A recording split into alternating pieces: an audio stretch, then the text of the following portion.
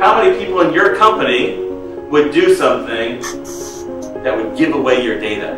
Will somebody be tricked into something? They're behind the secure firewall, they have the passwords, they can get to the stuff. But it's also true that the hacker is willing to pay employees to do that. I find a lot of small businesses that the people who have access to their finances are siphoning money out of the company. All of you work in small businesses, and your businesses have tons of compliance regulations being imposed on you. Compliance is an important thing, but it's not always a good thing. And here's what I mean.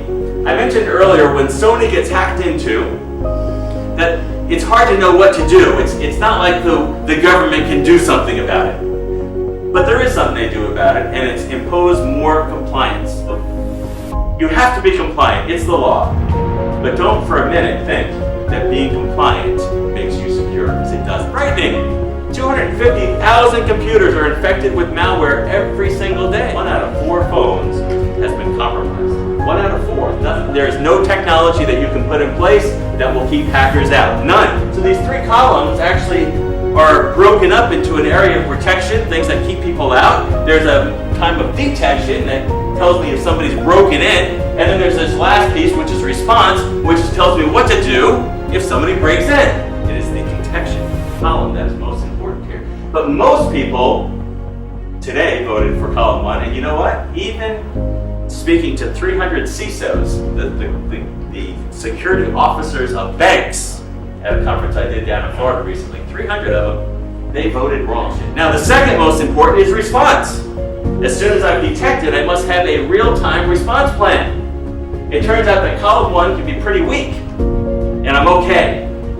But most companies have put all their time into firewalls, passwords, which don't work by the way. Passwords are meaningless. And encryption. Security is your ability to detect and respond.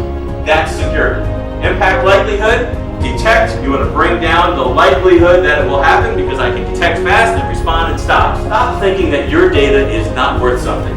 The whole discussion on data aggregation is important because the littlest data that seems insignificant is actually very important.